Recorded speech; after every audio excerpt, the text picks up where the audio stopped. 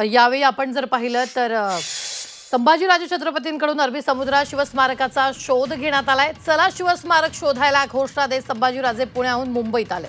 Gateway of इंडियाकडे जाताना डीजी office जवळ पोलिसांनी संभाजीराजे छत्रपती आणि त्यांच्या कार्यकर्त्यांना अडवलंय। यावेळी पोलिसांनी छत्रपती संभाजीराजेंच्या कार्यकर्त्यांना ताब्यात घेतलंय। यावेळी काही काळ तणावाचं वातावरण निर्माण झालेलं होतं, मात्र संभाजीराजेंच्या मध्यस्थीने पोलिसांनी कार्यकर्त्यांना सोडून दिलं आणि त्यानंतर पायी चालत संभाजीराजे छत्रपती गेटवे ऑफ इंडियाकडे गेले आणि त्यानंतर स्पीड बोटने छत्रपती संभाजीराजेंनी दुर्बिणीच्या सहाय्याने शिवस्मारकाचा शोध घेतलेला।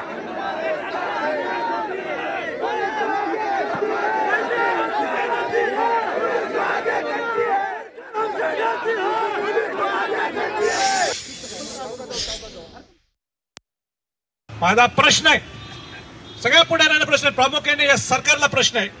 तुमचं केंद्रात सरकार आहे, तुमचं राज्यात सरकार आहे, तुम्हीच घोषणा केली, तुम्हीच जलपूजन केलं आणि ते काही किरकोळ माणसाचं जलपूजन किरकोळ माणसाचं स्मारक नाहीये, ते छत्रपती शिवाजी महाराजांचं अरबी समुद्रात 2800 कोटी रुपये जाहीर केले होते त्यावेळी त्याचं जलपूजन केलं आणि जलपूजन केल्यानंतर एक समिती स्थापन केली, एल&टीला कॉन्ट्रॅक्ट दिला।